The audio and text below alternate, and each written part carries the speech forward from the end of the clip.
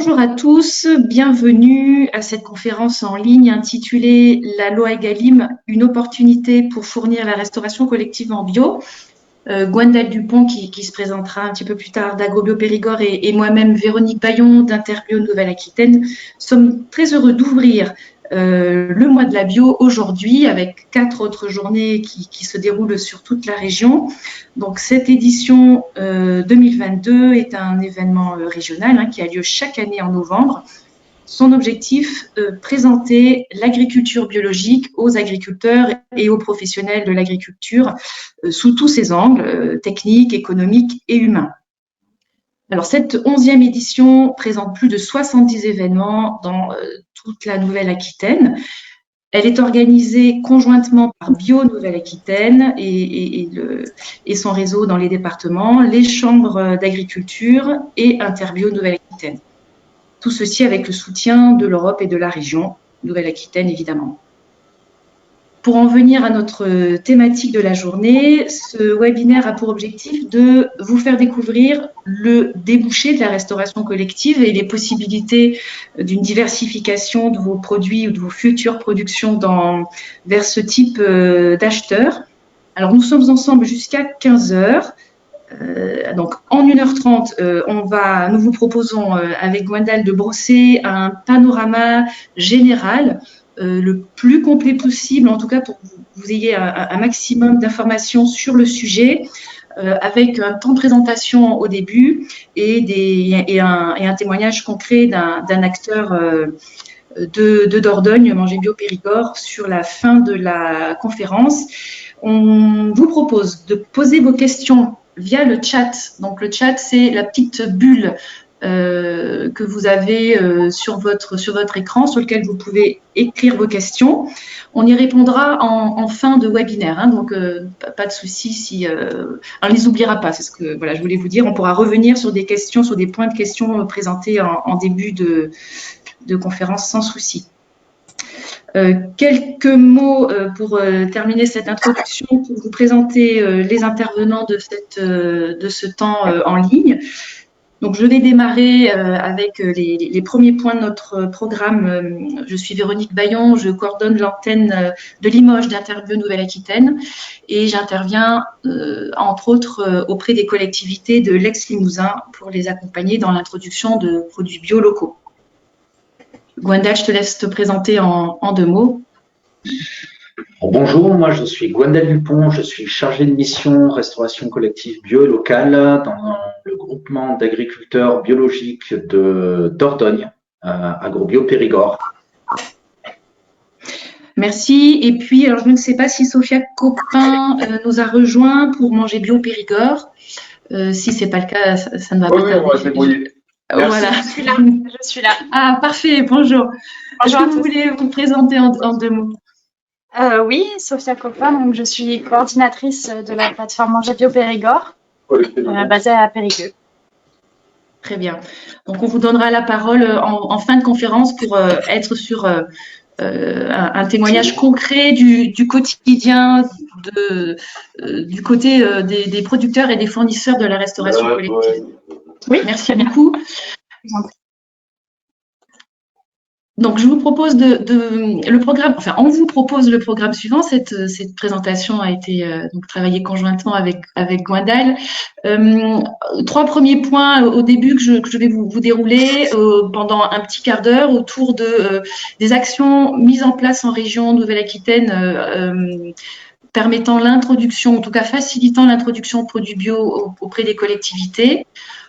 Une présentation, c'est quand même un des sujets importants de notre après-midi, repréciser les mesures de la loi Egalim qui concernent la restauration collective et ensuite quelques éléments clés du marché des produits bio en restauration collective au niveau national et les dernières données dont on dispose.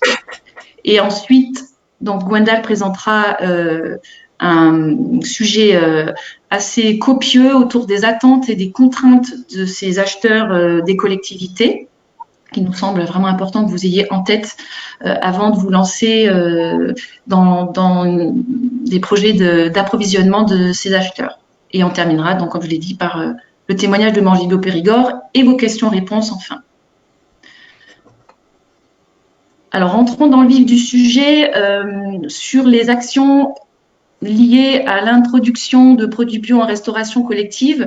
La Nouvelle-Aquitaine et les pouvoirs publics de la Nouvelle-Aquitaine, donc la région, l'État à travers la Direction régionale de l'agriculture, de l'alimentation et de la forêt, la DRAF, et également l'Agence régionale de santé, ont constitué le pôle régional de la restauration collective en Nouvelle-Aquitaine, bio, local et de qualité, il y a maintenant une dizaine d'années. Et ce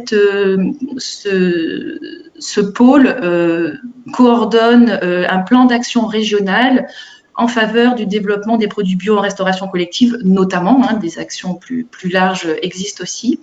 Et Interbio est l'interlocuteur de ce plan d'action régional et intervient directement auprès des collectivités sur un certain nombre de départements et en partenariat avec Bio Nouvelle-Aquitaine, AgroBio Périgord, le CIVAM Bio Béarn et Blé sur d'autres zones de la région de Nouvelle-Aquitaine.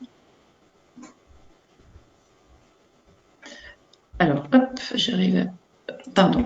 Voilà. Donc, dans ce plan d'action régional, différents axes se sont développés. Un axe autour de l'accompagnement des acteurs de la restauration collective. Les différentes typologies vous sont détaillées plus tard par Gwendal. Ces accompagnements sont de différents types, sans rentrer dans le détail, mais on a des chartes, un outil qui s'appelle charte d'engagement qui permet un accompagnement global sur plusieurs années d'une collectivité pour atteindre les objectifs qu'elle se fixe en termes d'introduction de produits bio, mais également des conseils ponctuels plus courts, adaptés à des situations très variées. Ces accompagnements peuvent faire aussi l'objet de travaux sur des territoires, collectivités type communauté de communes, parc naturel régional, pays, etc. Et également des formations autour de différentes thématiques réglementaires, sur les aspects commandes publiques, mais également techniques culinaires, équilibre nutritionnel également, avec des structures partenaires comme l'association 3AR sur la commande publique, le CREPAC sur le gaspillage alimentaire et le collectif Les Pieds dans le Plat sur les approches nutritionnelles et culinaires. Il existe également des actions tournées vers les acteurs des filières bio pour les aider à adapter leur offre au marché de la restauration collective à travers des temps d'accompagnement individuel et collectif et des événements également de rencontres, qui nous permet d'enchaîner avec le dernier axe de ce plan régional d'action vers la restauration collective autour de la promotion de ces produits bio régionaux. Une des actions phares de cette thématique va avoir lieu prochainement le 23 novembre à Poitiers. Il s'agit des 7e rencontres professionnelles de la restauration collective bio, locale et de qualité. Vous le voyez, la réalisée en lien avec le pôle régional. Il s'agit donc sur une journée de découvrir un salon de fournisseurs, des conférences et des démonstrations culinaires notamment. Ce sont des rencontres destinées aux collectivités qui permettent de mettre en avant l'offre biologique régionale. Et pas que biologique, mais en tout cas pour notre part, c'est sur cet axe-là qu'évidemment on est le plus présent. Alors, voilà le panorama des actions sur la région en destination des collectivités. On va maintenant prendre un peu plus de hauteur et en tout cas s'intéresser à ce que la loi Egalim dans ses différents volets a mis en place à destination de la restauration collective. Donc là, on se positionne au niveau national avec une loi Egalim dont vous avez forcément entendu parler, qui brosse plusieurs sujets autour des filières agricoles et agroalimentaires. Donc, petite historique rapide, cette loi est issue des États généraux de l'alimentation lancés en 2017. La loi est adoptée en octobre 2018 et pour ce qui concerne notamment la restauration collective, des compléments sont apportés par la loi Climat et Résilience en août 2021. Donc, dans la loi de 2018, 5 mesures pour la restauration collective ont été instaurées et la loi Climat et Résilience apporte des compléments ou renforce certains aspects qui vont vous être présentés. Petit rappel rapide sur cette fameuse loi Egalim, hein, dont son nom complet, loi pour l'équilibre des relations commerciales dans le secteur agricole et alimentaire et une alimentation saine et durable. Donc, il y a plusieurs axes. C'est les 2 premiers axes que vous avez sous les yeux, là, liés au revenus dignes des agriculteurs en répartissant mieux la valeur et l'amélioration des conditions sanitaires et environnementales de production ne concernent pas directement la restauration collective. Les sujets qui la concernent arrivent dans le 4e et 5e axe. Donc, après les questions de bien-être animal, on a donc le 4e axe qui concerne le fait de favoriser une alimentation saine, sûre et durable pour tous. Et là, dans cet axe-là, vous avez donc des mesures phares qu'on va détailler tout de suite, liées donc à une part de produits sous signe de qualité et d'origine minimale dans les menus de la restauration collective publique, ainsi que l'intensification de la lutte contre le gaspillage alimentaire. Et puis, il y a 2 axes évidemment qu'on n'approfondira pas aujourd'hui, c'est pas le lieu, liés à la réduction de l'utilisation du plastique dans le domaine alimentaire. Voilà, vision globale de cette loi Egalim. Donc, on va détailler maintenant notamment la première mesure, c'est celle qui nous intéresse le plus, celle qui concerne ces 50% minimum de produits de qualité dans l'ensemble des menus de la restauration collective publique. Et il s'agit, dans cette mesure, en fait, il y a deux critères. Un premier critère qui est celui que vous avez sous les yeux, là, 50% de produits de qualité et durables minimum dans au moins 20% de produits biologiques. Ces seuils sont applicables, sont en vigueur depuis le 1er janvier 2022. Et je vous ai mis en dessous des petits graphiques pour comprendre ce qui est attendu à minima du côté donc, des acheteurs de la restauration collective publique. Donc, vous avez plusieurs possibilités, sachant qu'on parle toujours de taux minimum. Donc, sur le graphique de gauche, vous avez bien le camembert complet qui représente le budget alimentaire sur une période. On va parler, par exemple, d'une période d'une année. Donc, sur ce budget alimentaire total, 30% du budget doit être réalisé par des achats de produits alimentaires sous label, on va les détailler juste après, 30% minimum, et donc le deuxième sous-critère est tout aussi important, les 20% d'achats minimum de produits bio également. Et donc la possibilité de droite, où on a 50% d'achats bio, est aussi valable et respecte les critères de la loi Egalim. Il y a un deuxième critère qui a été rajouté par la loi Climat et Résilience qui concerne la part des viandes et poissons de qualité et durable qui, lui, est fixé à 60%. Et ce critère-là va s'appliquer au 1er janvier 2024 pour tous les types de viande, bovine, porcine, ovine et volaille, et également donc, les produits de la pêche. Donc poissons, mais également moules, par exemple, si tant est qu'elle est sous un signe de qualité qu'on va détailler juste après. Donc là, je vous ai refait le petit schéma classique. Donc là, évidemment, on ne regarde ici que la part des achats dans ces 2 familles de produits, viande et poissons, ou produits de la mer plus largement. Alors la question importante, c'est comment sont mesurés ces ratios. Donc depuis le début, depuis même je dirais la loi Grenelle de l'environnement où les 20% de bio sont apparus, on a toujours raisonné en valeur d'achat hors taxe de produits alimentaires, en général par année civile. Voilà. Donc c'est bien des euros qu'on compte et pas des fréquences ou des kilos ou ou d'autres indicateurs. On est bien sur des euros. Voilà. Bon, il y a un petit exemple en dessous, mais je pense que vous avez compris. Alors, je passe aux produits qui entrent dans le décompte. Alors, en général, pour les collectivités, les produits bio sont vraiment bien identifiés. Ils sont simples à repérer avec le label bien connu de ces acheteurs. On peut préciser que la loi Egalim autorise également les produits végétaux bruts ou transformés, composés d'un seul ingrédient végétal en 2e année de conversion. Donc, le cas typique, c'est la pomme ou le jus de pomme qui peuvent, donc en conversion, qui peuvent être intégrés dans le décompte des 20% minimum. Et les 30 autres pourcents doivent être réalisés avec des produits sous label ou certification publique. insiste bien sur cet aspect-là.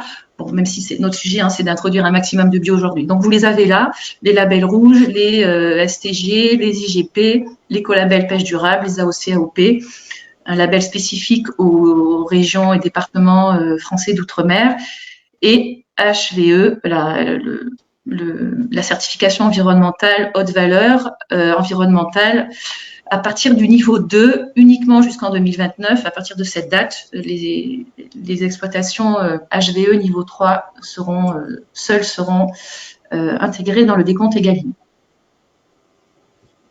Alors, il existe aussi, ça peut être intéressant de le savoir, donc je vous le précise, une possibilité pour les produits bénéficiant de la mention fermier, produits de la ferme ou produits à la ferme, d'entrer dans le décompte Egalim uniquement quand il existe une définition réglementaire de ces conditions de production. Donc, à ce jour en France, ça concerne les œufs et les fromages fermiers, y compris les fromages blancs, et puis les volailles de chair ou les viandes de gros bovins, la viande de porc. Alors, pour les produits de viande, ces appellations doivent être également labellisées, vous voyez, AOC, AOP, bio ou label rouge, sauf si elles sont produites à petite échelle destinées à la vente directe ou locale. Donc ça, c'est vraiment de l'interprétation de l'acheteur. En tout cas, sachez que c'est uniquement sur ces familles de produits-là que la mention fermier ou produit de la ferme est prise en compte dans le décompte Egalim. Hop. La loi climat et résilience. Donc depuis août 2021, les produits issus du commerce équitable, dont certains sont bio, sont aussi entrés dans le décompte. C'était pas le cas précédemment. C'était juste une recommandation. Donc ils sont aussi intégrés maintenant. Voilà pour la mesure Egalim sur la partie des achats, des parts des achats de produits bio, durables au sens de la loi. Donc, la sens de la loi, c'est uniquement les produits sous label, les produits uniquement locaux. Je reviens un petit peu précédemment. Les produits uniquement locaux ne rentrent pas dans le décompte Egalim. Il faut qu'ils aient une labellisation correspondant à la liste que je vous ai présentée. Je balaye rapidement les 4 autres mesures qui vous concernent moins directement, mais qui est intéressant de comprendre, d'avoir en tête parce qu'elles se rajoutent dans les stratégies et les changements de pratiques pour les collectivités. Donc la question de la diversification des protéines et du menu végétarien, donc qui s'est renforcée avec la loi climat et résilience. Donc on est bien maintenant sur non plus c'est plus un titre expérimental maintenant, mais c'est bien rentré dans des obligations d'avoir un menu végétarien par semaine dans toute la restauration collective publique, et puis au-delà de 200 couverts par jour, un plan pluriannuel de diversification des protéines, incluant des alternatives à base de protéines végétales. C'est un sujet parfois qui reste encore délicat pour certaines collectivités. L'adaptation est en train de se faire, et ça peut être aussi une opportunité pour les produits biologiques locaux, notamment végétaux, de trouver leur place dans les menus. La troisième mesure concerne l'information des convives et l'affichage. Donc là, il n'est pas directement lié aux approvisionnements, mais c'est intéressant d'avoir en tête cette obligation qui est en vigueur là depuis le 1er janvier 2020. Donc, les restaurants collectifs ont l'obligation d'afficher en permanence dans le restaurant scolaire et auprès des convives la part des produits entrant dans la composition de ces fameux 50% et des démarches mises en œuvre pour le développement du commerce équitable, par exemple, ou le lien avec les projets alimentaires territoriaux, et ce, en continu. Voilà. Concernant alors une quatrième mesure sur la question des plastiques. Donc, depuis janvier 2020, plus de bouteilles en plastique en restauration scolaire, et en 2025, il n'y aura plus non plus de contenants alimentaires de cuisson, de réchauffe ou de service en matière plastique pour les collectivités de plus de 2000 habitants. Et la dernière mesure concerne le diagnostic du gaspillage alimentaire, qui est obligatoire. Il est obligatoire de mettre en place cette démarche pour tous les acteurs. Voilà, donc le tour un peu rapide de ces 5 mesures qui s'imposent à toutes les collectivités suite à ces lois. Le dernier point que je voulais aborder pour ma part sur cette présentation concerne le marché de la restauration collective, en tout cas le marché des produits bio en restauration collective.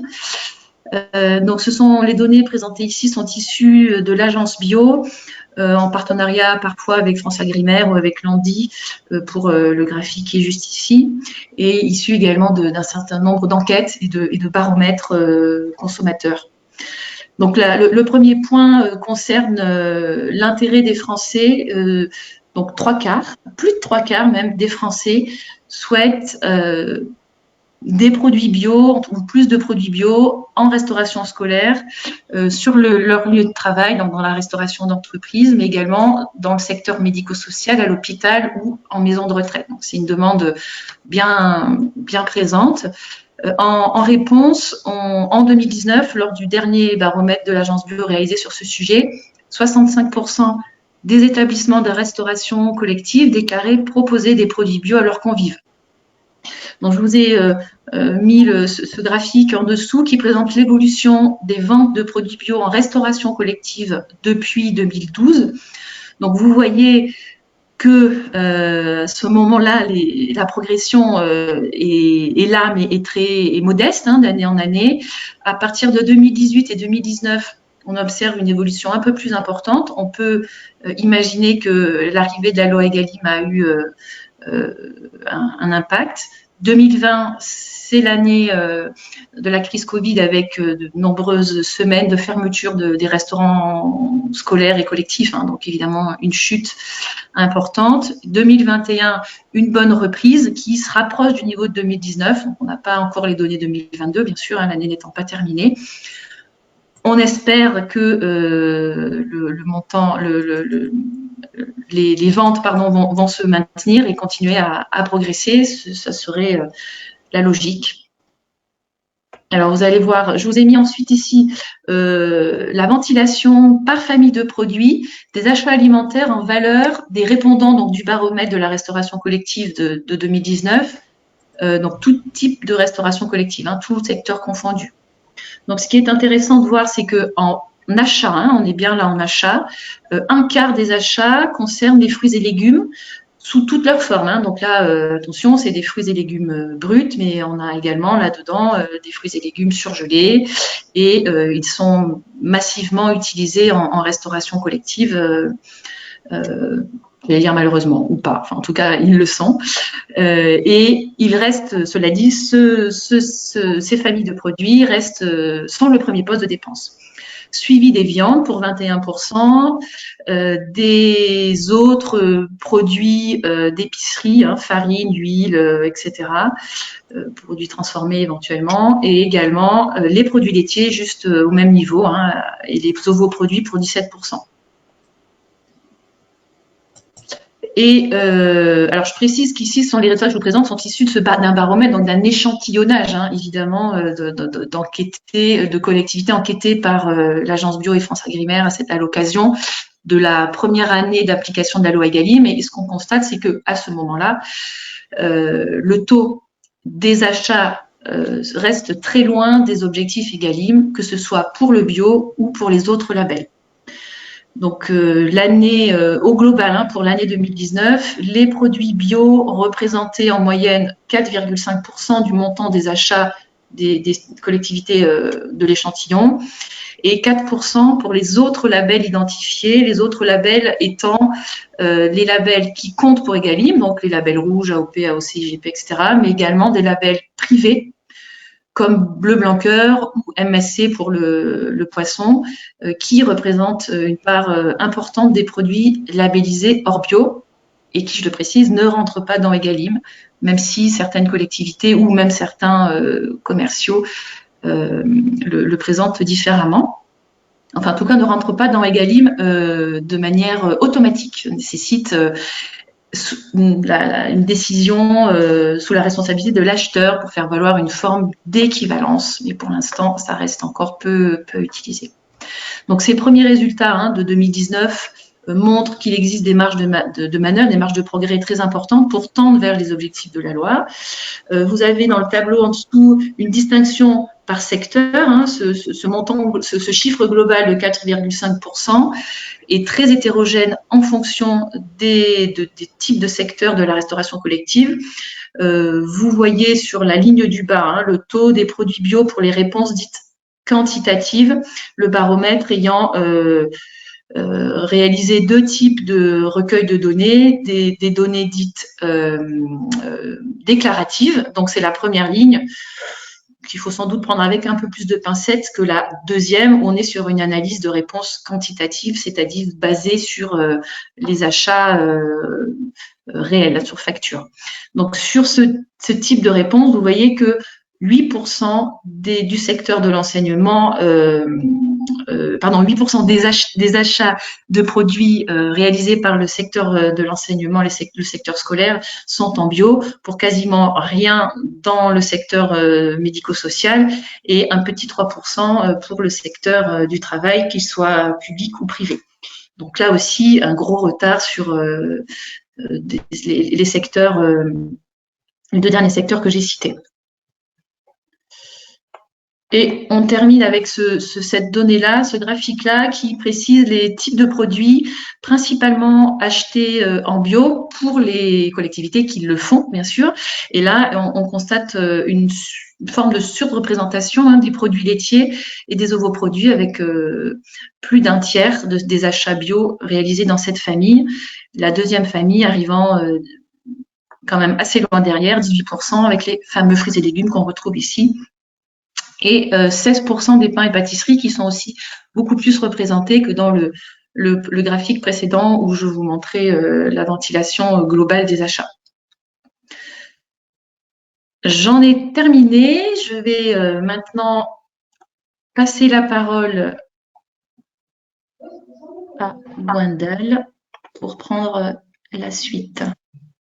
Merci Véronique. Alors, j'essaie de retrouver. Donc, comme Véronique vous l'a présenté, là, on va passer d'un environnement, en fait, au niveau de la restauration collective, on va passer de 4,5% à 4,5% en fait de consommation de produits bio, en fait, dans la restauration collective à 20%, avec une obligation légale. Du coup, là, on va pouvoir voir, ça va modifier un peu le marché, les pratiques de la restauration collective, et que ça va créer aussi un espèce d'appel d'air pour les débouchés des producteurs bio. Donc moi, ce que je vais tâcher de faire, c'est de vous présenter en fait ce qu'est la restauration collective rapidement, les implications en fait que ça va avoir pour vous, producteurs, d'approvisionner la restauration collective, parce que c'est un débouché qui est assez particulier. Ensuite, je vous donne quelques petites billes pour pouvoir s'en sortir. Et puis après, on va pouvoir passer au témoignage du coup d'une association d'agriculteurs qui se sont regroupés pour faire une plateforme pour livrer la restauration collective et répondre aux contraintes que je vais vous présenter. Donc, la restauration collective fait partie de ce qu'on appelle la restauration hors domicile, qui comprend la restauration commerciale classique, qui fait du service à table, du self-service, de la restauration rapide, les circuits de vente alternatifs avec les food trucks, les distributeurs automatiques, etc. Et ce qui va nous intéresser là, la restauration collective, qui se divise en 4 secteurs. Donc ça, c'est important de vous montrer parce qu'en fait, on va penser principalement en restauration scolaire. Mais en fait, déjà, dans la restauration scolaire, on a une typologie d'établissements qui va être variée et auprès desquels vous allez pouvoir vous rapprocher.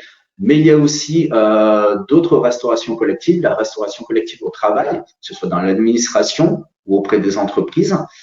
La restauration collective dans la santé et le social, avec les crèches, les EHPAD, les ALSH, les hôpitaux, les cliniques et les établissements médico-sociaux qui sont une partie importante en fait de ce secteur.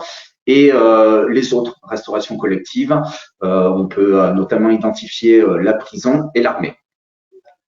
De cette typologie, en fait, va induire des interlocuteurs en fait particuliers parce que en fait ce ne sont pas les mêmes collectivités, que ce soit des collectivités publiques ou des collectivités privées, qui vont s'occuper en fait de la restaurants collectifs. Ces différentes collectivités vont avoir le choix, quand elles doivent tenir un service de restauration collective, de faire petit 1 de la gestion directe, auquel cas la collectivité gère son équipement, sa production et son approvisionnement. C'est auprès d'elle qu'on va s'adresser pour pouvoir approvisionner les restaurants. Et deuxième choix, la gestion concédée. Donc là, c'est une collectivité publique ou privée qui va en fait concéder en fait tout ou partie de sa restauration à soit un autre établissement, qui peut être public ou privé, ou alors des sociétés de restauration. Cette restauration concédée, on peut juste concéder par exemple le service des achats, ou alors on peut concéder l'intégralité en fait de l'activité de restauration collective. Donc retour au tableau d'identification des interlocuteurs. En fonction du type de restaurant, comme je vous le disais, la responsabilité va être exercée par différentes collectivités et les interlocuteurs opérationnels vont être différents. Donc, dans le cas de la restauration municipale, la restauration scolaire, par exemple maternelle, primaire et des EHPAD, ça va être la mairie. Pour les collèges, les départements. Pour les lycées, ce sera le conseil régional qui aura la compétence. Les restaurants universitaires, ce sera l'État via le CROUS. Les restaurants administratifs, ce seront plutôt des associations d'usagers, restaurants d'entreprise, les comités d'entreprise ou de direction, et pour les hôpitaux et cliniques, ces États. Quoi qu'il en soit, les interlocuteurs opérationnels à l'intérieur de chacun de ces types de restaurants, ça va être les chefs de cuisine, les gestionnaires, les agents comptables, les intendants. Le plus simple, c'est que si vous voulez rentrer en fait en contact avec ces différents restaurants, c'est de les appeler, ils pourront vous flécher vers l'interlocuteur le plus pertinent. On met quand même le chef de cuisine parce qu'on le verra plus tard, c'est très important d'être en relation avec le chef de cuisine parce que c'est lui qui va recevoir vos produits et qui va les mettre en œuvre. Et en fait, c'est on va dire, sa satisfaction à lui que va dépendre en fait la pérennité en fait de votre débouché.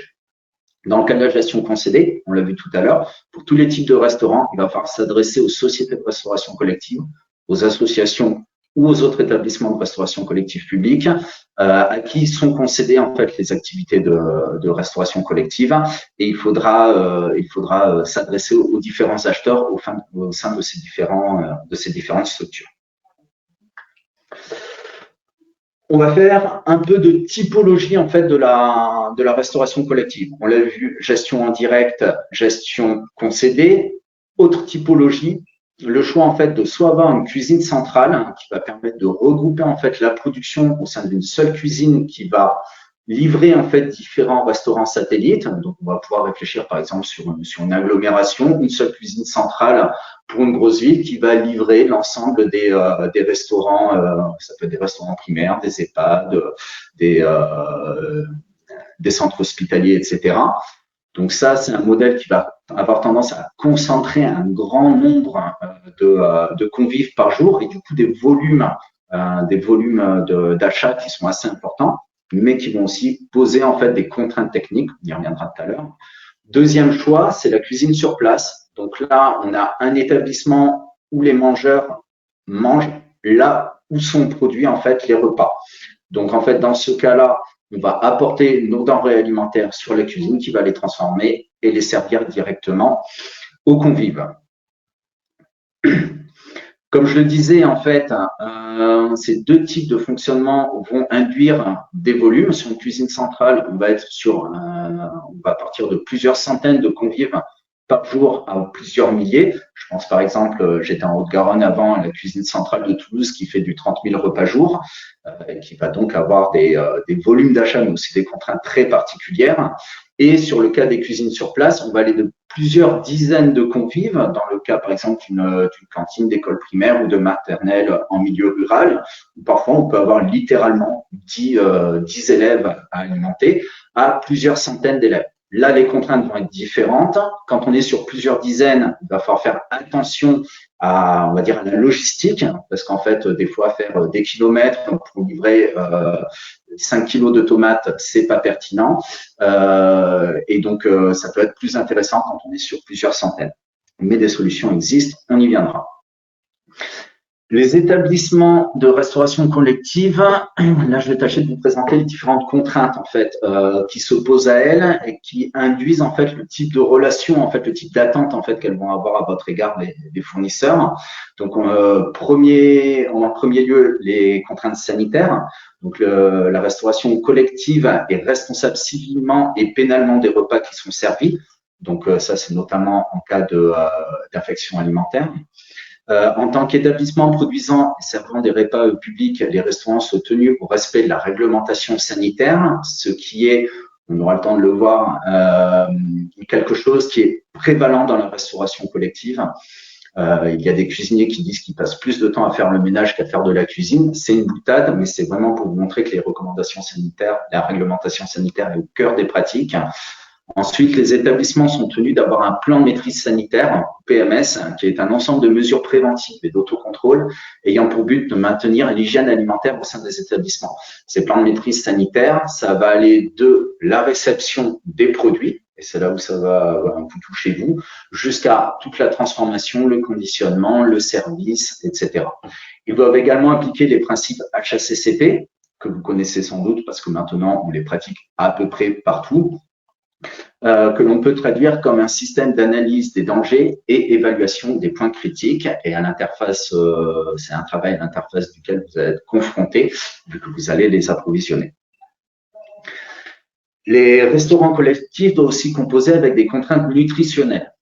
Donc ça, c'est important parce que ça va nous indiquer en fait des contraintes en termes notamment de livraison. Donc, l'élaboration des menus en restauration collective doit tenir compte des recommandations nutritionnelles du GEM-RCN. Pardon, c'est pas facile à lire. Donc, c'est le groupe d'études marché en restauration collective. Pour résumer, parce que c'est un gros document et beaucoup de données, c'est des recommandations qui indiquent des grammages par catégorie de produits et par tranche d'âge. Donc, en fait, les enfants en maternelle vont avoir des portions moins importantes que des adultes ou des adolescents. Et ça indique également des fréquences de catégories de composantes. Alors, des fréquences en fonction, en fait, de la nature des composantes, donc crudité, crudité, des produits laitiers, des viandes, des repas végétariens, etc. Mais aussi en fonction de la teneur en matière grasse et en fonction de la teneur en sucre, par exemple. Donc, ces différentes fréquences de catégories de composantes induisent pour les restaurants collectifs de faire leur menu à l'avance sur 20 repas consécutifs. Et comme on a des fréquences qu'on ne peut pas dépasser sur certaines catégories de produits, on ne peut pas changer du jour au lendemain en fait un menu aussi simplement que ça parce qu'il faut s'assurer que les différents ingrédients et les différents menus en fait qu'on va remplacer rentrent dans le cadre de ces fréquences. C'est très important parce que du coup, ça induit que quand on fait un défaut de livraison au restaurant collectif, ça peut les mettre dans un embarras certain. Enfin, il y a des contraintes humaines et techniques. Il faut bien se figurer que même si ce n'est pas le cas partout, on peut compter un cuisinier pour 100 couverts. Parfois, ça peut être un cuisinier pour 200 couverts. Ces cuisiniers ont des échéances quotidiennes incontournables, je vous l'ai dit, avec des menus établis sur plusieurs semaines à l'avance. Et en fait, ces menus établis sur plusieurs semaines à l'avance, qui sont jusqu'à un cuisinier pour 100 ou 200 couverts, ces menus ils sont établis aussi en fonction d'un plan de charge de travail pour les cuisiniers.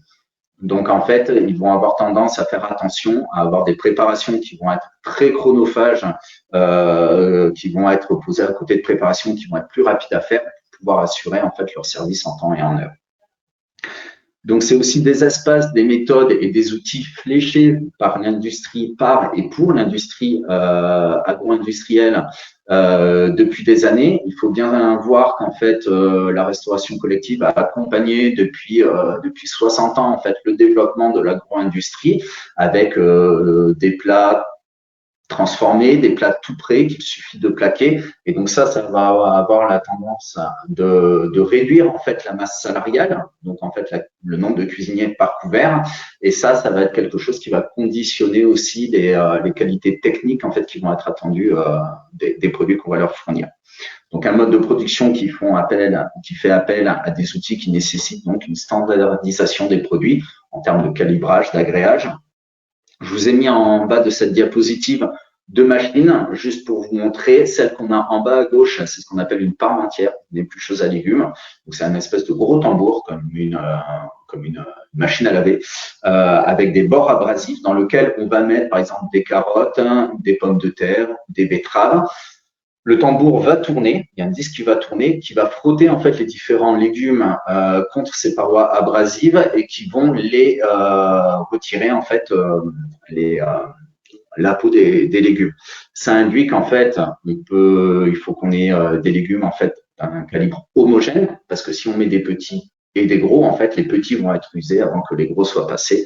Donc voilà, c'est pour vous montrer. Et le deuxième matériel en bas à droite, c'est un robot coupe légumes qui vont permettre aux collectivités de débiter des quantités importantes de fruits et légumes. Et là encore, il faut que les produits puissent entrer dans les différents goulots pour pouvoir permettre à ce pauvre cuisinier de pouvoir cuisiner en temps et en heure à ses 100 convives.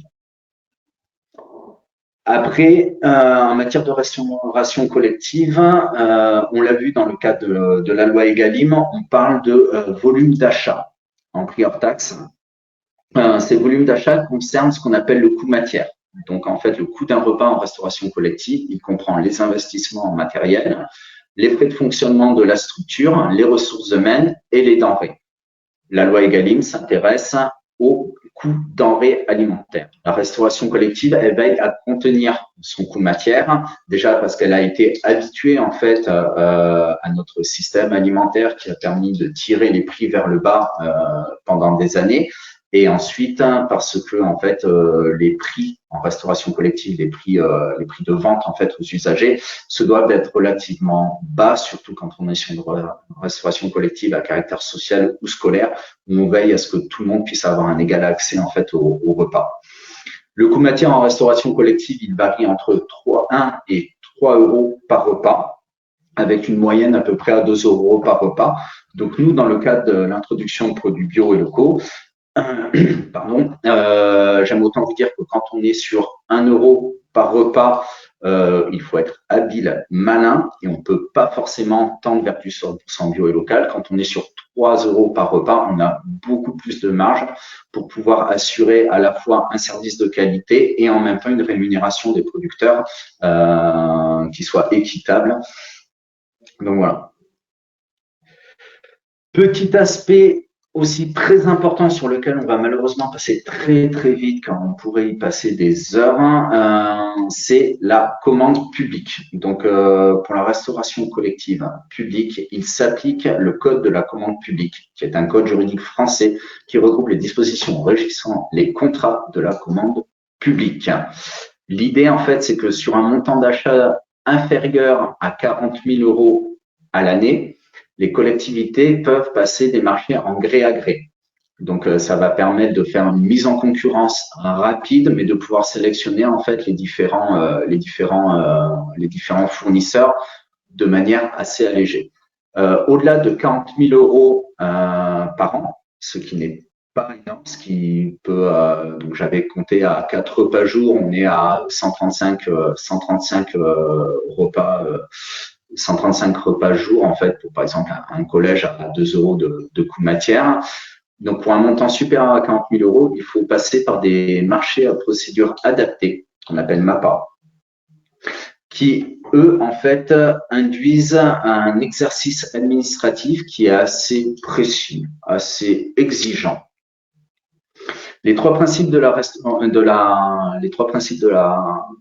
fondamentaux de la commande publique, c'est la liberté d'accès à la commande publique, donc tout le monde peut pouvoir souscrire, l'égalité de traitement des candidats et la transparence des procédures.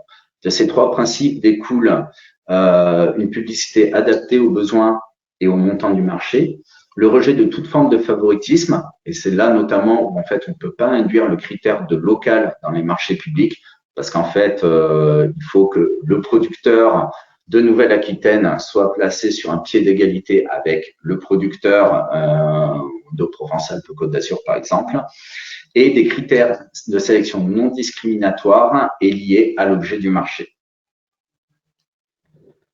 Dans le cas des marchés à procédure adaptée, les établissements publics doivent publier un appel d'offres qui comporte différents documents qui précisent les attentes de la restauration collective. Ces documents peuvent préciser en fait des contraintes d'agréage particulières, des calibres. Elles peuvent préciser également des qualités de produits, donc catégorie 1 ou 2 pour les fruits et légumes par exemple. Elle peut préciser les différents signes officiels de qualité, des contraintes en termes de prix. Elles peuvent aussi présenter des volumes en fait d'achat prévus à l'année, voire sur plusieurs années. Ces procédures adaptées aussi ont tendance à être faites. On ne produit pas un seul appel pour l'ensemble des denrées alimentaires, mais on va faire un allotissement.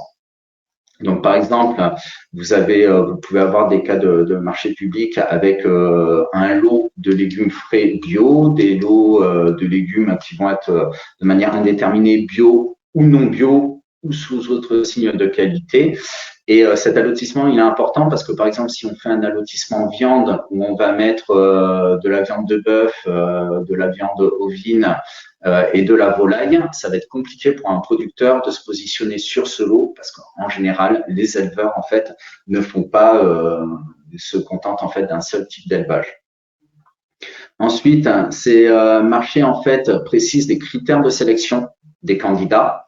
Donc ces critères de sélection, ça peut traditionnellement être le prix, mais ça peut être aussi également les signes officiels de qualité.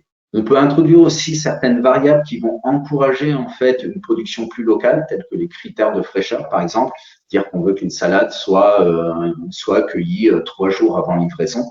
Ça peut être un moyen en fait d'infléchir les différents critères de sélection pour aller sur un approvisionnement plus local.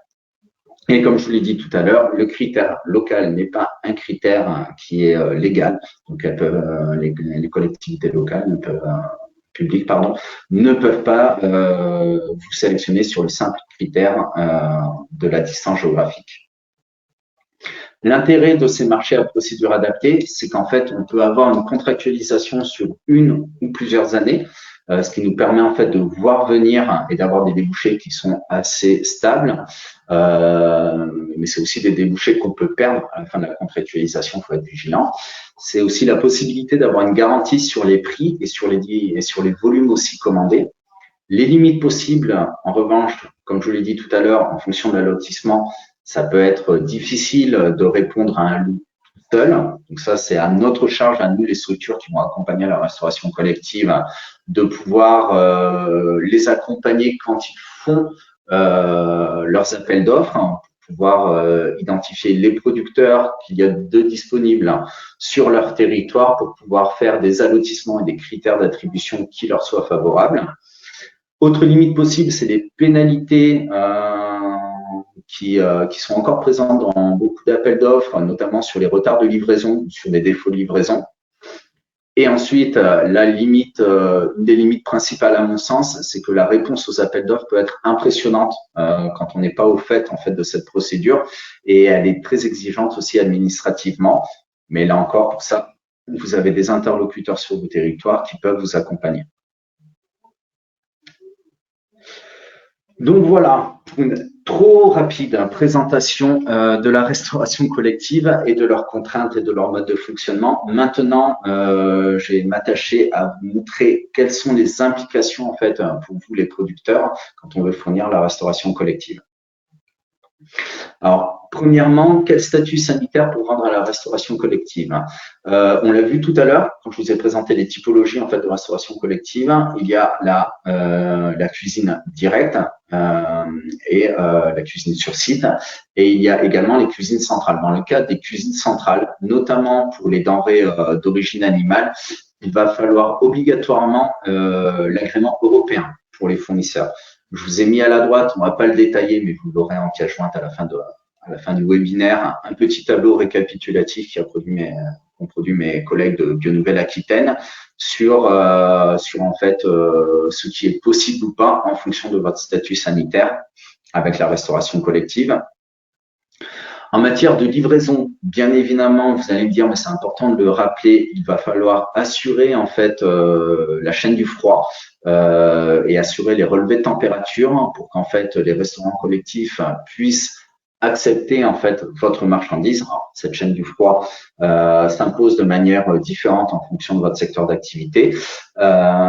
Ensuite, pour la livraison, il y a aussi un enjeu autour de la ponctualité. Les jours et les horaires de livraison doivent être convenus et respectés à l'avance avec vos différents clients. On a vu pourquoi, ils doivent faire les menus longtemps à l'avance et ils peuvent pas improviser en fait, improviser et un défaut de livraison est très vite très pénalisable pour eux et du coup non pour nous. Les défauts de livraison doivent être impérativement évités et prévenus le plus tôt possible. Et comme je vous le disais, dans le cadre des marchés publics, il y a des pénalités financières qui peuvent être appliquées en cas de retard et de défaut de livraison. Donc ça, il faut bien y être attentif quand on s'engage avec une collectivité. Ensuite, leur mode de fonctionnement induit des spécificités aussi en termes de conditionnement. Donc, il faut prévoir des conditionnements adaptés au volume par service du restaurant. Donc, bien évidemment, on ne va pas avoir les mêmes besoins de conditionnement si on est sur une cantine de 20 élèves par jour, où là, on va pouvoir aller sur un conditionnement presque de détail, ou si on a affaire à une cuisine centrale de 30 000 couverts jour. Donc, il va falloir adapter en fait les conditionnements au travail en fait de la restauration collective avec qui on a affaire.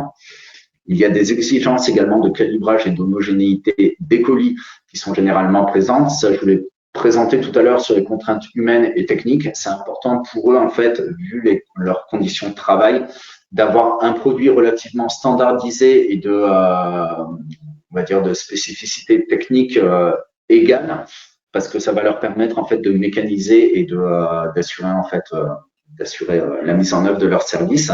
Idéalement, les produits doivent être livrés propres, exemple de terre, déjà parce que ça va leur permettre de ne pas avoir ce travail-là à réaliser eux. Et ensuite, dans le cadre de certaines collectivités, elles vont pouvoir, dans le cadre de leur plan de maîtrise sanitaire, en fait, elles peuvent avoir des réticences en fait à accueillir des produits trop entre guillemets sales, selon leur perception des choses. Enfin, les unités de manutention doivent être facilement manipulables. Donc, l'exemple des filets de pommes de terre de 5 à 10 kg maxi au lieu de 50 kg.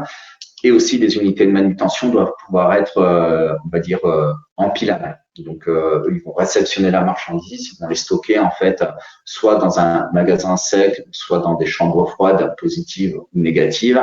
Et en fait, il faut qu'ils puissent organiser, en fait, leur stockage. Sur le conditionnement et l'agréage en matière de viande, je vous l'ai dit, en fait, les recommandations nutritionnelles du GEMRCN induisent en fait des grammages par tranche d'âge. Par exemple, sur le cas d'un enfant en maternelle, on est sur 50 grammes de viande par portion et il faut 1 ou 2 morceaux minimum. Du coup, il faut faire attention quand on fabrique en fait notre produit pour le livrer, en fait, qu'on ait des portions et des morceaux, des tailles en fait qui correspondent en fait à leurs attentes. Et ça, il faut penser à le déterminer avec les besoins de l'établissement. Il y a des établissements qui vont demander, par exemple, dans le cadre de la viande, des poches sous vide avec un poids net précis et un nombre de morceaux, en fait, au sein de cette poche précis. Et puis, il y en a d'autres qui vont être moins regardants et qui vont pouvoir accepter des pièces de viande, on va dire, moins détaillées.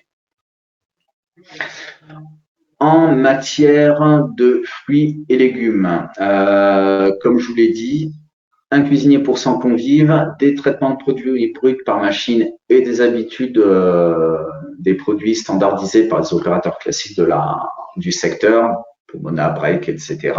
Ça induit qu'en fait, à la fois, les cuisiniers de restaurants collectifs sont habitués à travailler du produit de première et seconde gamme, donc très homogène, sans défaut, ce qui va permettre de limiter leurs pertes et surtout en fait de pouvoir rentrer dans leur chaîne de production. Donc, il est important de faire attention. Pour ça, en fait, avec Bio Nouvelle-Aquitaine, on a produit en fait des fiches d'agréage et de calibrage spéciales restauration collective qui pourront vous être fournies en fait par les différents interlocuteurs qui seront les vôtres en fonction de votre territoire. Juste à titre d'exemple, là, on a une fiche d'agréage pour la betterave, pouvez la consulter avec le support du webinaire. Ici, pour la carotte. Ensuite, on a des contraintes en termes d'étiquetage. L'étiquetage, c'est important parce qu'en fait, ça va assurer la traçabilité des produits parce que la restauration collective doit garder les étiquettes des produits consommés tous les jours en cas de toxi-infection alimentaire pour retracer en fait d'où viennent les produits et identifier en fait la source de l'infection. Et ça permet également aux restaurants collectifs de respecter les recommandations nutritionnelles du GEMRCN car comme je vous l'ai dit, en fait, les fréquences sont induites par la composition des produits en fonction du taux ensuite, par exemple, du taux en matière grasse. Donc, c'est important en fait que ces étiquettes soient présentes et soient conformes en fait à leurs attentes. Donc, ici, un exemple d'étiquetage des produits d'origine animale. Donc, j'ai envie de vous dire sans doute classique pour vous. Je vous laisserai regarder le détail des différentes étiquettes. À noter quand même qu'un mode d'emploi en fait peut être intéressant lorsque son absence rendrait difficile un usage approprié de la denrée. Donc ça, c'est quelque chose qu'on a souvent quand on introduit des produits bio et locaux non standardisés. C'est qu'en fait, par exemple, les temps de cuisson ou les modalités de mise en œuvre vont être différentes que les produits industriels standardisés. Donc, il faut bien veiller soit en fait à communiquer auprès des cuisiniers quand on les livre, soit fournir une petite notice. Parce qu'en fait, s'ils mettent en œuvre de la même manière, ils peuvent être insatisfaits ou juste ne pas réussir à les mettre en œuvre. Et ça peut mettre en péril en fait la pérennisation de votre approvisionnement. Pour l'étiquetage des fruits et légumes, je vous ai présenté la même chose. Du coup, je vous laisserai le consulter à la fin de la formation. Ensuite, au-delà de toutes ces contraintes, il s'agit de les identifier et de les toucher, en fait, ces différents restaurants collectifs. Donc, je vous ai mis en début de présentation les différents interlocuteurs en fonction de la typologie des restaurants. Donc ça va vous permettre d'être et d'aller les voir directement pour voir comment ils fonctionnent. Ils pourront vous accompagner. C'est même à mon sens le plus pertinent d'aller les voir très tôt parce qu'ils vont pouvoir s'adapter et vous allez pouvoir vous adapter à eux. C'est très important en fait d'établir une relation de confiance avec ces opérateurs. Sinon, il y a aussi le moyen de se faire référencer et pour ça, différents outils existent. Donc, on a des annuaires départementaux qui sont présents, alors pas sur tous les départements de la région Nouvelle-Aquitaine, mais c'est la plateforme AgriLocal qui est portée par différents départements que vous avez ici présents en vert et que vous pourrez retrouver via le lien en bas de cette diapositive, donc agrilocal.fr, qui vous permettra en fait d'identifier la plateforme qui est présente sur votre département et de pouvoir vous faire référencer en tant que fournisseur, ce qui va permettre aux restaurants collectifs de vous identifier. Et c'est aussi un outil qui permet en fait de passer commande auprès d'eux. Donc, les restaurants scolaires restaurants collectifs vont envoyer des commandes et vous allez pouvoir y répondre directement via cette plateforme. Ensuite, on a un annuaire régional. Donc ça, c'est un peu notre outil qui est à destination, pareil, des professionnels de la restauration collective qui vont pouvoir identifier par famille de produits et par territoire, en fait, les différents opérateurs qui peuvent contacter. Donc ça, en fait, vous pouvez y accéder via le lien pareil présent en bas de diapositive et vous avez un espace fournisseur ici sur lequel vous pourrez cliquer pour renseigner en fait votre offre de produits pour la restauration collective. Un autre annuaire qui lui est régional et c'est celui de Bio Nouvelle-Aquitaine, donc la Fédération régionale d'agriculture biologique, qui n'est pas uniquement à destination de la restauration collective, mais ça peut être un outil en fait que la restauration collective va utiliser en fait pour identifier des producteurs dans leur phase de sourçage. Donc vous pouvez également vous renseigner dessus. Et enfin, ce qui peut être important pour vous, ça va être de se former. Là, en fait, je suis allé tambour battant trop rapidement sur énormément d'aspects de la restauration collective. J'ai mes collègues en fait de Bio Nouvelle-Aquitaine qui proposent des formations sur l'approvisionnement de la restauration collective.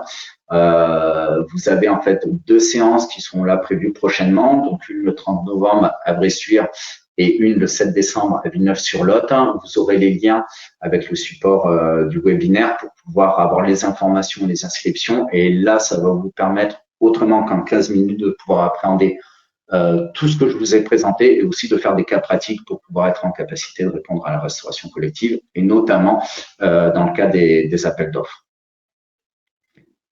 Autre point fondamental à mon sens, c'est de se faire accompagner. Donc se faire accompagner par les différentes structures en fait en fonction de vos territoires hein, sur la restauration collective bio et locale, parce que nous on va pouvoir accompagner les collectivités pour préparer les restaurants, donc en termes de sourçage, de rédaction des appels d'offres et des marchés publics. Et aussi on va pouvoir les former pour qu'ils soient en capacité d'accueillir vos produits. Et on accompagne également les agriculteurs qui puissent répondre à la restauration collective. Donc, n'hésitez pas à contacter en fait les différents chargés de mission en fait en fonction de vos territoires pour qu'on puisse vous accompagner. Et enfin, ce qui peut être important, ça va être de se regrouper pour fournir à plusieurs producteurs soit une seule cantine, soit plusieurs cantines, parce qu'on l'a vu, c'est des contraintes logistiques et réglementaires qui sont assez importantes. Les procédures administratives pour répondre aux appels d'offres sont assez chronophages, et demandent aussi des compétences techniques. Et pour ça, il peut y avoir un intérêt en fait à se regrouper. Et il se trouve qu'en région Nouvelle-Aquitaine, on a sur l'ensemble du territoire des structures qui ont été développées par des agriculteurs précisément pour approvisionner la restauration collective et auprès desquels vous pouvez vous rapprocher en fait pour mutualiser un certain nombre de services. Mais pour ça, en fait, je vais laisser enfin la parole à Sophia Copin de Manger Bio Périgord pour qu'elle puisse vous présenter en fait la structure. Donc, à travers son témoignage. Merci Gwendal. Vous m'entendez? Directement te présenter. Oui. Donc à nouveau, donc Sophia Copin, je suis la coordinatrice donc de la plateforme Manger Bio Périgord. Donc je pense qu'il y a une petite vidéo après de présentation qui va passer, donc je vais pas en dire trop, mais grosso modo, on est une association de producteurs bio du département donc de Dordogne qui s'est créée il y a une dizaine d'années suite à la volonté de certains producteurs à l'époque de farine bio qui souhaitaient proposer des produits de qualité aux enfants des écoles du département. Voilà, donc Gwendal, si tu veux juste lancer la vidéo, ça représentera bien la structure et puis ensuite je rentrerai un peu plus dans le détail. Allez, je la lance. Merci. Salut et bienvenue sur Ça tourne. Aujourd'hui, je vous amène à Saint-Astier, à l'ouest de Périgueux, sur une exploitation familiale où Françoise David cultive près de 25 légumes différents et quelques aromatiques. Salut, c'est moi Françoise. Françoise est également présidente de la plateforme Manger Bio Périgord, une association d'une quarantaine de producteurs pour une restauration collective bio, locale et équitable.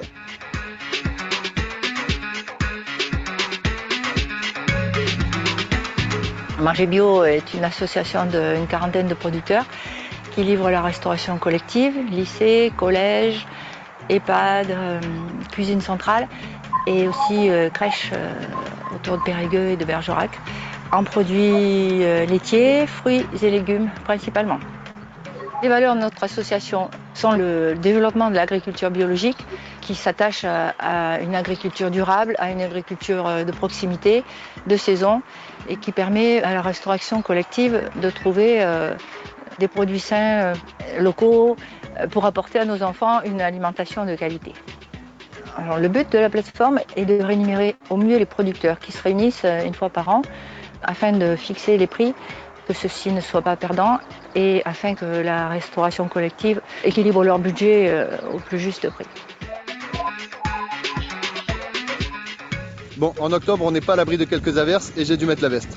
Par contre, on a encore des fraises dans les champs. Je suis donc allé voir Mathieu Nolin, fraisiculteur et producteur de fruits au sud de Périgueux. Pour moi, en tant que producteur, les avantages, c'est qu'il y a une planification. Je sais les commandes la semaine précédente, ce qui me permet d'anticiper et de prévoir avec mes salariés la récolte. Et le prix, il est constant toute l'année.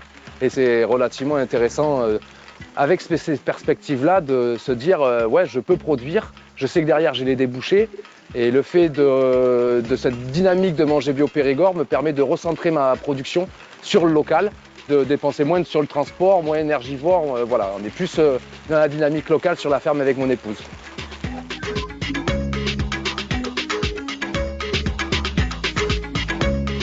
Pour en savoir plus sur la manière dont s'est organisée cette quarantaine de producteurs de Dordogne, pour répondre au marché public, stocker la production, préparer les commandes et la livraison, je me suis rendu sur la plateforme Manger Bio à Notre-Dame de Salignac.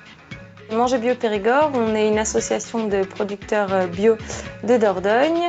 On est installé chez notre prestataire logistique, le transporteur Classe, à Notre-Dame de Salignac. On est 3 salariés. En début de semaine, on reçoit les commandes de nos clients.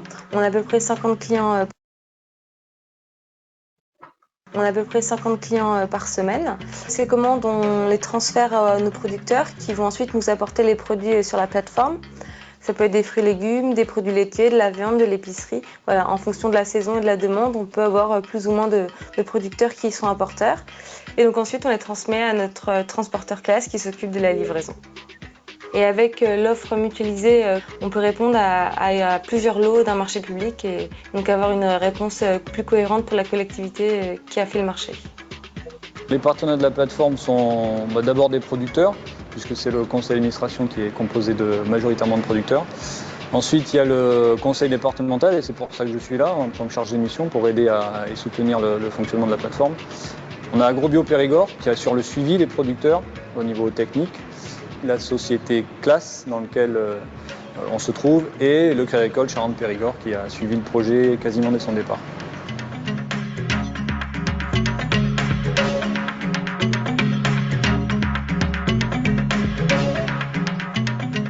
D'accord, les producteurs de Manger Bio Périgord peuvent vendre leur production en direct pour la restauration collective. Mais le but premier de tout ça, c'est quand même de retrouver des produits bio, locaux, de qualité et équitables dans les assiettes des écoles et des établissements d'accueil. Je suis à 1,57 € en prix de revient par repas pour à peu près, entre 70 et 80% de bio et locaux. Alors l'avantage de la plateforme, c'est qu'on n'a pas besoin d'aller chercher ou démarcher les producteurs à droite à gauche. C'est un gagne-temps au niveau des commandes, puisque j'ai qu'un interlocuteur. Le premier avantage pour nous de travailler avec une plateforme comme Manger Bio, c'est d'avoir des producteurs locaux. Nous sommes effectivement sur environ 2000 convives par jour qui se répartissent sur les maternelles, primaires et les portages de repas à domicile pour la ville de Périgueux. La plateforme est à même de répondre à nos besoins en termes de volume et nous de répondre sur leur surproduction, sur des volumes qui n'arrivent pas à écouler forcément par d'autres biais et nous essayons de le passer sur notre production à nous. Les rapports sont très bien puisqu'il y a des échanges. Moi, je ne pense pas toujours à certains légumes ou jusqu'à quand ces légumes peuvent être là. Donc tout ça, on en discute, on communique et c'est très intéressant et très valorisant. Nous avons un contact assez enrichissant. Chacun s'adapte à l'autre et pour nous, c'est gagnant-gagnant. Donc les objectifs de Manger Bio Périgord, c'est dans un premier temps de pouvoir offrir une alimentation saine et durable, accessible pour tous. Et puis on a un deuxième volet qui est plus lui sur l'agriculteur lui-même, pouvoir pérenniser des exploitations et leur donner de nouveaux débouchés, et puis aider à l'installation de nouveaux producteurs en agriculture biologique. Alors, je sais pas vous, mais moi, cette vidéo m'a donné faim. Heureusement, maintenant, je connais un producteur de pommes en Dordogne. Je vous recommande, comme d'habitude, de vous abonner à la chaîne pour vous tenir au courant des initiatives locales en Charente et en Dordogne. Et pensez à cliquer sur la clochette pour recevoir les notifications. À bientôt sur Ça Tourne. Voilà, donc vidéo de présentation. J'espère que vous avez compris le principe de la plateforme. Grosso modo, je vous donnais les chiffres un peu actualisés parce que la vidéo date de 2 ans maintenant. Donc, on est toujours à une quarantaine de producteurs apporteurs sur la plateforme. Donc du coup avec lesquels on travaille à la fois sur du maraîchage, produits laitiers, produits carnés et ensuite on a en fait un partenariat. Alors maintenant qu'on on fait partie du réseau Manger Bio qui est en fait un réseau national, on a du coup accès à un partenariat qu'a le réseau national avec Biocoop Restauration, qui est une filiale de Biocoop Magasin et qui nous permet d'avoir accès à des gammes d'épicerie sèche en fait, donc tout ce qui est riz, pâtes et autres.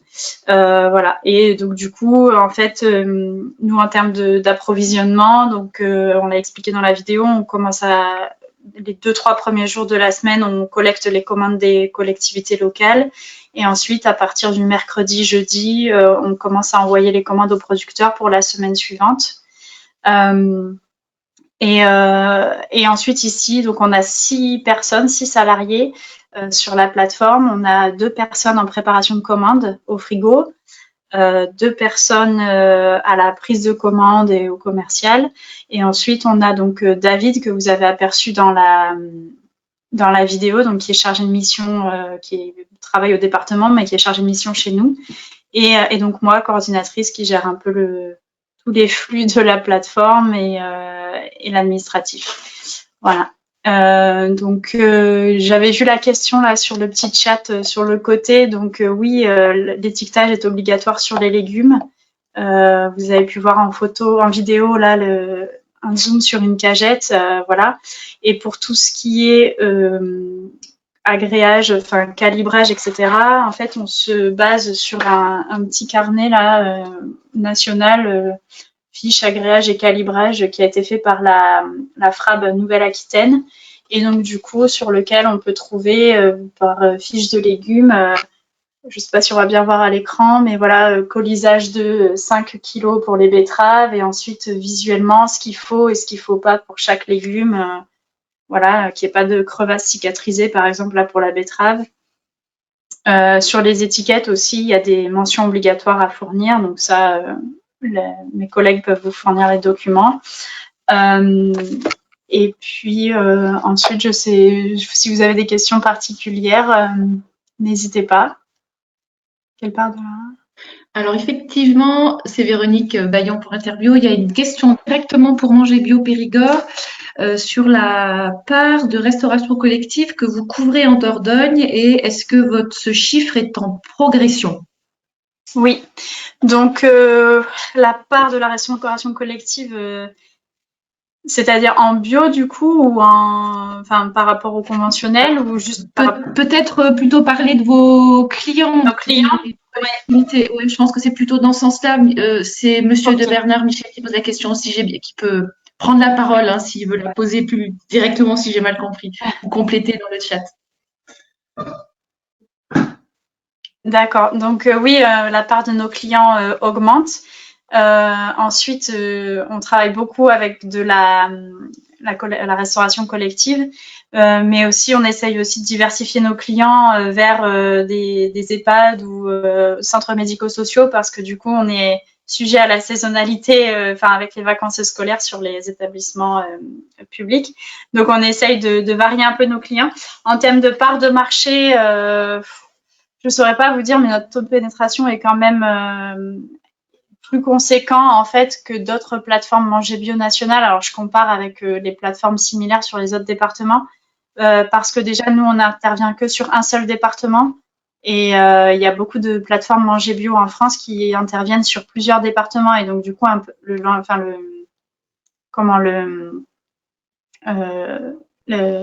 c'est un peu, le discours est un peu moins facile, si vous voulez. Le local a un peu moins de sens quand le local vient de 300 km à la ronde, tandis qu'ici on est quand même hyper centré sur la Dordogne.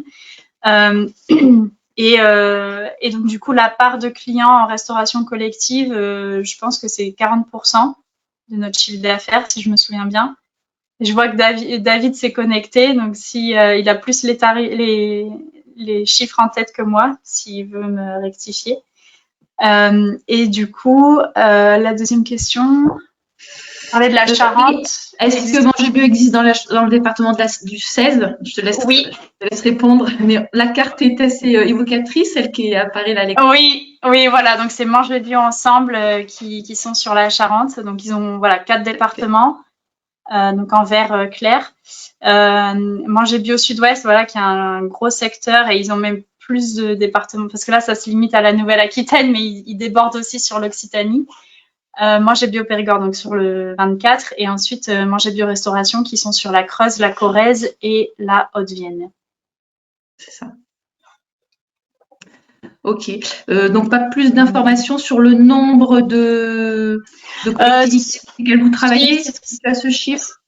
Ouais, je pourrais vous le retrouver. Le chiffre d'affaires, s'il est diffusable annuel pour que chacun Oui. ouais, voilà. Alors le chiffre d'affaires l'année dernière. Oui, donc l'année dernière, le chiffre d'affaires était de 1,3 million.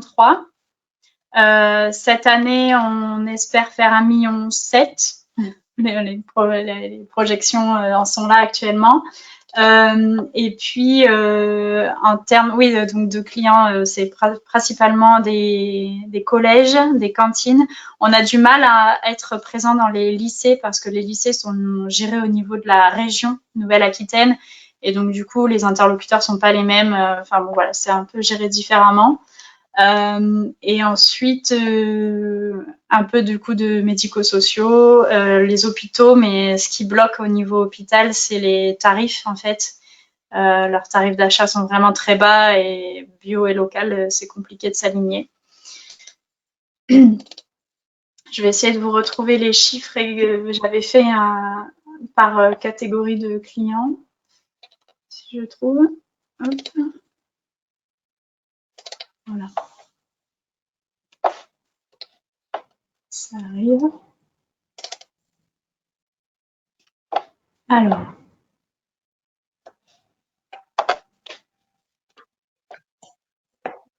Chiffre d'affaires. Alors, on est là. Donc, cuisine centrale, ça c'est pour l'année 2021.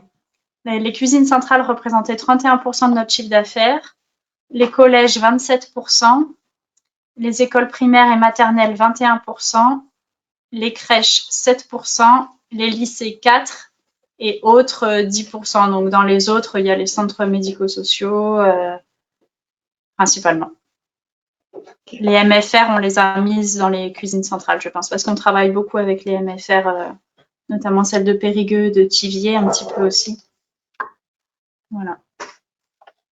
Donc oui, principalement cuisine centrale et collège, avec notamment la volonté du département de passer les 100% des collèges en 100% bio d'ici quelques années. Donc ça pousse pas mal et par contre là, c'est sous marché public. Donc on répond à ces marchés et c'est ce qu'on disait aussi dans la vidéo. Le fait d'avoir une gamme complète en fait sur la Dordogne en bio et local nous permet de répondre à des marchés publics, des lots complets et en général on en gagne quand même une bonne partie.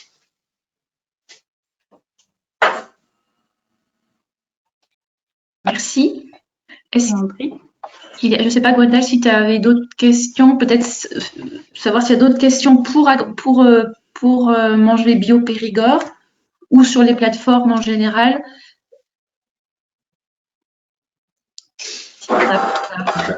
J'en vois pas dans le chat en tout cas. Il y avait d'autres questions sur d'autres sujets qui étaient arrivés dans le chat. Ça peut venir un petit peu plus tard. Alors, Gwendal, du coup, je te propose de répondre. Il y avait une question sur un des critères dans l'appel d'offres concernant le bilan carbone. Est-ce que le bilan carbone peut être un des critères dans l'appel d'offres? Alors, c'est toujours une question un peu délicate. Peut-être, Gwendal, tu pourras compléter ce que je vais dire, mais on va dire qu'en théorie, oui. En pratique, très compliqué parce que le Code de la commande publique précise que les critères qui s'appliquent doivent pouvoir être étayés par un mode de calcul validé, etc. Et que la collectivité, donc l'acheteur doit être en mesure de contrôler, de vérifier les choses qui sont des informations qui sont transmises. Or, sur le bilan carbone, il n'y a pas de consensus officiel sur le mode de calcul. C'est donc un sujet assez complexe qui est peu appliqué. Il y a d'autres approches qui permettent, si la question sous-jacente, c'est comment est-ce qu'on peut favoriser, entre guillemets, les approvisionnements locaux, il y a d'autres moyens de le faire dans un appel d'offres que d'activer ce critère carbone. Gwendal, peut-être tu as des compléments d'infos sur ce sujet? Oui, ça me fait penser qu'en fait, sur une logique, on va dire, que je vais appeler une logique gestionnaire, que ce soit clair, c'est pas du tout péjoratif. Sur une logique gestionnaire en fait d'établissement de restauration collective, on peut avoir envie de faire moi ce que j'appelle un peu de la dentelle sur les critères d'attribution et sur les marchés publics. Mais il faut bien voir que si on veut encourager en fait une production, un approvisionnement bio et local, on peut pas mettre en place des indicateurs aussi difficiles à mettre en œuvre hein, que justement ces réflexions sur les gaz à effet de serre, sur le bilan carbone, parce qu'en fait les producteurs locaux ne sont pas en mesure de pouvoir y répondre, combien même ça ferait consensus. Donc en fait, plus on va introduire en fait des critères très techniques, en fait, plus on va avoir tendance à écarter en fait les producteurs bio et locaux et puis même les plateformes, parce que les plateformes que celles du réseau Manger Bio en fait ne peuvent pas répondre en fait avec la même acuité en fait que des grands groupes nationaux avec des budgets énormes et puis une masse salariale dédiée en fait à tout ça. Donc, il faut être un peu vigilant quand on met en place ce type de critères. Surtout que, comme disait Véronique, on en a d'autres pour pouvoir encourager l'approvisionnement local. Après, je peux rebondir aussi là-dessus, pardon, parce que on répond quand même à beaucoup de marchés et chacun est rédigé différemment, mais j'en ai un sous les yeux là, auquel je suis en train de répondre. Et il y a quand même un article exprès dédié au circuit court. Donc, je vous lis rapidement ce qui est indiqué. Donc, dans une optique de développement d'une consommation durable et responsable, nous privilégierons les fournisseurs ayant mis en place des circuits courts avec un seul intermédiaire. En conséquence, veuillez nous préciser l'origine des produits, l'acheminement, le nombre d'intermédiaires, si vos emballages sont recyclables ou si vous pouvez les récupérer. Entre parenthèses, c'est de plus en plus important ça. Et avez-vous engagé une politique afin d'optimiser votre système de livraison pour acheminer les produits du lieu de production à la livraison finale, entre parenthèses, véhicule à faible émission de CO2. Donc, ça rentre un peu dans le thème et c'est vrai qu'on voit ce genre d'articles apparaître de plus en plus dans les marchés publics et aussi le côté fair trade, commerce équitable, voilà, qui intervient de plus en plus aussi dans les articles de marché public. Donc, c'est vraiment des préoccupations actuelles. Et c'est vrai qu'ils peuvent pas vraiment, entre guillemets, l'obliger, mais il y a quand même des tournures trouvées pour induire les fournisseurs à tendre vers ça. Nous avons une question de Michel de Bernard dans le chat. Donc, vu le contexte, entre parenthèses, retournement des marchés en bio, inflation des coûts de production, pensez-vous pouvoir honorer l'objectif de 20% de produits bio, sachant que c'est un minimum en plus, Manger Bio Périgord effleurer le renouvellement des producteurs est-il en bonne voie? Plein de questions. Et qui s'y colle? Moi, je peux répondre pour Manger Bio Périgord. Donc, renouvellement des producteurs. En fait, on a toujours quand même un noyau dur, entre guillemets, de producteurs avec lesquels on travaille, mais il y a toujours des nouveaux acteurs qui arrivent sur le territoire et qu'on essaye d'intégrer au maximum dans notre démarche et dans la plateforme. Donc, régulièrement, on a des nouveaux apporteurs. Ensuite, on veut pas non plus notre but, nous, c'est de pas, on dit toujours déshabiller Paul pour habiller Jacques, donc on essaye aussi de gérer notre volume d'apporteurs, donc volume de producteurs avec nos volumes de vente en face. Et puis ensuite, pour l'inflation, je vous laisse répondre peut-être. L'inflation. Sur l'inflation, ce qu'il y a, c'est que déjà au niveau des restaurants collectifs, ils vont avoir tendance, effectivement, vu le coût des fluides, de l'électricité, du gaz. Moi, beaucoup en intervention en ce moment, j'entends les produits bio, les produits de qualité, parce qu'en fait, il faut bien voir qu'un produit bio par rapport à un produit label rouge, des fois, on est sur un même type de prix, quoi. Ils nous disent, mais en fait, ces produits qui coûtent plus cher, en fait, on va avoir tendance à moins les prendre parce qu'ils veulent faire des économies. Alors, déjà, il faut bien voir que souvent, c'est la seule, en tout cas la plus facile source d'économie qu'ils peuvent faire. même si on peut les accompagner, enfin, ils peuvent être accompagnés plutôt par d'autres types d'économies, notamment en termes d'énergie. Ça, on le voit d'ailleurs quand on forme les cuisiniers avec le collectif Le Pied dans le Plat et la SIC Nourrir l'avenir, quand on a des process de production qui sont plus économes en énergie. Bon, ça, c'est une chose.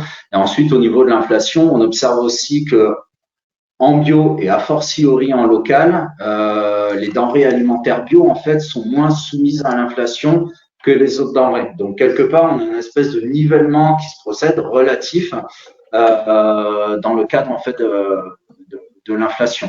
Donc, on a ce qu'on peut observer objectivement qui nous fait dire qu'en fait, on s'en sort plutôt pas mal. Et puis après, on va voir ce qui va être du ressenti en fait des cuisiniers, des gestionnaires ou même des consommateurs en dehors de la restauration collective qui vont se dire ah mais en fait tout coûte cher, du coup on va réduire la bio, alors que c'est peut-être la bio locale qui justement s'en sort le mieux parce que moins d'intrants pétrochimiques, parce que les circuits de distribution sont plus locaux et plus résilients.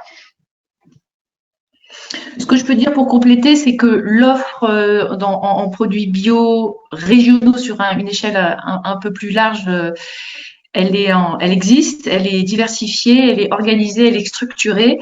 Et donc, vous avez vu dans les chiffres, on est malheureusement encore très loin des 20% de bio, qu'ils soient ultra local, régionaux, d'origine nationale ou même de plus loin dans la restauration collective. Donc, on a encore une très bonne marge de progrès pour valoriser les productions biologiques de nos départements dans les collectivités qui vont faire ce choix ou maintenir ce choix. Effectivement, là, on est dans une conjoncture complexe des deux côtés, hein, j'allais dire, côté production et côté acheteur. La plupart s'organisent ou en tout cas sont aussi dans une recherche d'économie un peu globale, et pour certains, pour ceux avec qui on échange, ceux qui sont engagés évidemment, ils essayent bien sûr de ne pas faire ces économies sur la qualité de l'alimentation, démarches qu'ils ont engagées parfois depuis plusieurs années et sur lesquelles ils n'ont absolument pas envie de revenir. Donc ce sont d'autres choix qui interviennent plutôt sur la partie gaspillage ou économie d'énergie de manière globale, ou équilibre nutritionnel des repas avec une acuité encore plus fine sur la place des protéines animales, notamment, on va dire, non qualitatives, qui peuvent malgré tout coûter cher et peser cher dans l'assiette. Donc, il y a tous ces éléments qu'on a portés jusque-là dans nos conseils devient encore plus essentiel pour maintenir cette qualité dans l'assiette à un budget le plus maîtrisé possible. Alors, je vois que la question en fait sur le bilan carbone là dans les marchés était liée au transport et au kilométrage. Bon, en fait, on peut pas l'écrire tel quel, hein, comme ça a été un peu dit, mais ce qu'a lu tout à l'heure Sophia était assez parlant. On peut mettre des critères de circuit court, donc avec un nombre d'intermédiaires. Là, on est dans le cadre d'une demande de précision d'information. J'ai pas compris que c'était quelque chose, un critère vraiment d'attribution. C'est pas une exigence. C'est dites-nous ce que vous faites et en fonction de l'offre des candidats, on choisira celle qui nous semble. Ça jouera dans la balance. Mais si vous n'avez pas de proposition en circuit court, c'est pas un argument excluant pour les candidats, mais c'est un plus. Et donc, ce sont ces éléments-là qui vont permettre de retenir les produits locaux. Mais la question de l'allotissement et de la construction et le choix des produits, tout simplement des articles dans les lots, si on a bien fait son travail d'identification de filière locale, peut suffire à finalement retenir un candidat local. Voilà. Il y a d'autres manières de le faire que de rentrer dans ces questions-là un peu plus complexes au niveau de la sélection et du contrôle de l'exécution du marché après. Alors, nouvelle question. Ouais. Hein voilà, non, je pensais que tu voulais compléter. Après, il y a une question sur les grilles de prix. Oui, on va partir sur cette question. Sinon, je peux compléter jusqu'à la fin de la journée. Mais allons-y sur la grille des prix. Donc, François Michel qui nous demande si nous avons une grille des prix moyens des légumes bio en restauration collective. Alors, en général, c'est plutôt… oui, alors moi, j'en ai pas. Ça se fait plutôt en lien avec les plateformes. Je ne sais pas si Sophia veut compléter. C'est vers ça plutôt que je vous… Ouais, nous, en fait, mettre en contact avec les plateformes de votre territoire, ouais. Ouais, voilà, parce que, enfin, nous, je vais vous expliquer le mode de fonctionnement dans le Périgord, mais après, je sais pas sur les autres plateformes. Nous, ce qu'on fait, on appelle des commissions fruits et légumes, en fait. Donc, on en fait 2 par an. Mais vu le contexte actuel, on va peut-être faire tous les trimestres, vu les augmentations tarifaires régulières que tout le monde subit. Donc, en fait, grosso modo, c'est une réunion autour de la table. On met tous nos producteurs apporteurs de l'association. Et du coup, on déroule la liste des fruits et des légumes, soit d'été, soit d'hiver. Et c'est eux en fait qui décident leur tarif de vente auprès de la plateforme. Donc un consensus en fait entre eux, sachant quand même qu'il y a des légumes un peu stratégiques, notamment pommes de terre, carottes, oignons, où là les conversations vont, voilà, c'est un peu plus, notamment c'est des produits, des légumes où c'est pour la réponse au marché public, c'est beaucoup regardé, donc parce que volume important. Donc là, la conversation avait duré un peu plus longtemps sur la dernière là qu'on a effectuée au mois d'août. Voilà. Mais grosso modo, oui, j'ai une grille tarifaire, oui, effectivement, de nos tarifs d'achat auprès des producteurs de Dordogne en bio pour chaque légume. Comme je vous le disais, je pense qu'elle sera revue, cette grille tarifaire, certainement au mois de janvier prochain. Mais voilà. Après, nous, ce qui pèse entre guillemets aussi dans cette grille tarifaire et qui va de plus en plus peser à l'avenir avec les coûts de l'énergie, c'est le stockage, notamment donc pour pommes de terre, oignons. Et du coup, voilà, là, je me retrouve concrètement aujourd'hui, le 3 novembre, j'ai plus beaucoup de pommes de terre dans le département. Donc, du coup, c'est à ce moment-là où je peux intervenir, voilà, demander le soutien d'AgroBio ou du département pour essayer de trouver des débouchés. Aussi, autre chose dont j'ai pas parlé et qui n'était pas mentionné dans la vidéo, je profite d'en rajouter, c'est l'outil légumerie que la communauté d'agglomération de Bergerac a investi en fait dans un outil de légumerie pour faire de la transformation de produits. Donc pour tout ce qui est surplus de production pour les producteurs, ou bien même pour nous de proposer de la 4e gamme. Donc ce qu'ils appellent de la 4e gamme, c'est des légumes déjà coupés, prêts à cuire en fait. Donc typiquement des frites, des pommes de terre en lamelles, voilà, tout type de formes de légumes, des émincés d'oignons, etc. Donc ça peut être aussi un débouché pour des producteurs, notamment quand vous avez du surplus de production. Si je peux me permettre, sur les prix moyens en restauration collective, à mon sens, en fait, c'est un peu compliqué de se positionner parce qu'on va avoir des logiques très différentes. On va avoir une logique de restauration collective qui va vouloir répondre aux objectifs, aux contraintes, à la réglementation de la loi Egalim, parce qu'en fait, on leur impose et qui vont toujours avoir cette logique en fait de tirer le coût des denrées alimentaire vers le bas, parce que c'est globalement en fait la tendance depuis des dizaines et des dizaines d'années.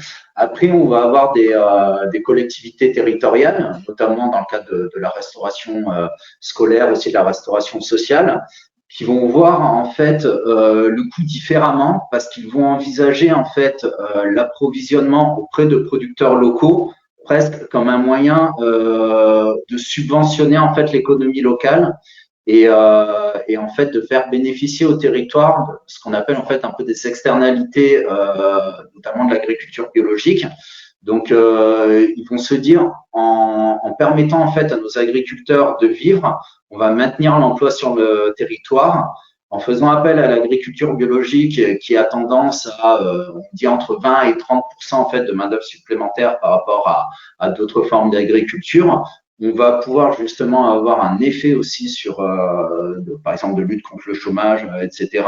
On va aussi avoir un effet sur la qualité de l'eau, la qualité des sols, la biodiversité. Et en fait, on a des collectivités en fait qui réfléchissent différemment en fait leur rapport en fait au coût matière. Alors c'est pas non plus spectaculaire, mais en fait on va avoir des collectivités qui vont accepter en fait de payer le juste prix aux producteurs en fait pour les denrées qu'ils achètent parce qu'ils envisagent tout ça. Du coup, en fonction de ces différentes logiques d'action, en fait, on va être presque sur deux choses très très différentes. Et à mon sens, on peut avoir une espèce de fluctuation des prix très très importante en fonction de ce que si par exemple on va passer par des plateformes comme les plateformes du réseau Manger Bio, qui en plus sont des plateformes qui sont organisées par les producteurs, où en fait les prix sont mis en place par les producteurs et qui en fait permettent d'éviter justement cette mise en concurrence et d'être un peu, on va dire, puissant entre guillemets face à un interlocuteur, et l'approvisionnement en fait de grossistes, d'autres opérateurs plus traditionnels, où là on est encore, même si ça peut changer quand même dans certains cas, sur des logiques du mieux-disant en termes de coût. Du coup, à mon sens, c'est très compliqué un prix moyen en fait vous donnera pas forcément en fait un indice sur l'opportunité pour vous d'aller sur la restauration collective ou pas. Ce qu'on peut juste dire, et puis on va devoir conclure, on a dépassé les 15 heures, c'est qu'on se situe plus sur un prix de Migros qu'un prix de détail. C'est peut-être ça que vous pouvez avoir quand même en tête. Voilà. Exactement. Il y a une question sur rapidement, du coup, Sophia, si tu peux répondre sur l'organisation. Voilà, dans les périodes creuses. Justement. Dans les périodes creuses, en fait, globalement, tous les producteurs ont d'autres débouchés. Donc, ils n'ont pas uniquement le canal de distribution avec nous, et fort heureusement. Et donc, du coup, pendant les périodes creuses, ça peut être beaucoup soit de marché, soit de vente en direct à la ferme, ou bien aussi avec les biocoop du territoire. En fait, il y en a déjà plusieurs sur la Dordogne. Donc, voilà. Ou bien, comme je disais encore, la transpo, c'est un peu nouveau, mais la transpo, on essaye de les habituer à ça. Là, il y a un regain de tomates en ce moment, donc sauf que nous, on avait un peu stoppé les commandes de tomates, vu, voilà, on est au mois de novembre. Donc, on propose, on les a redirigés vers la légumerie pour faire du coulis, des choses comme ça, des purées, voilà. Voilà, je voulais vous rappeler aussi que pour les marchés publics, si certains d'entre vous sont intéressés pour aller plus loin, Interbio et partenaires organisent de temps en temps, en fonction des besoins en fait, recensés, des formations d'une journée à peu près uniquement sur ce sujet.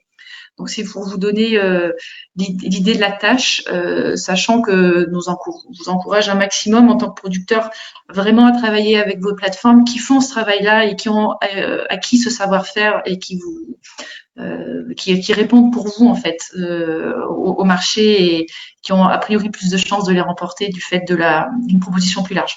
Voilà, écoutez. Merci pour votre participation.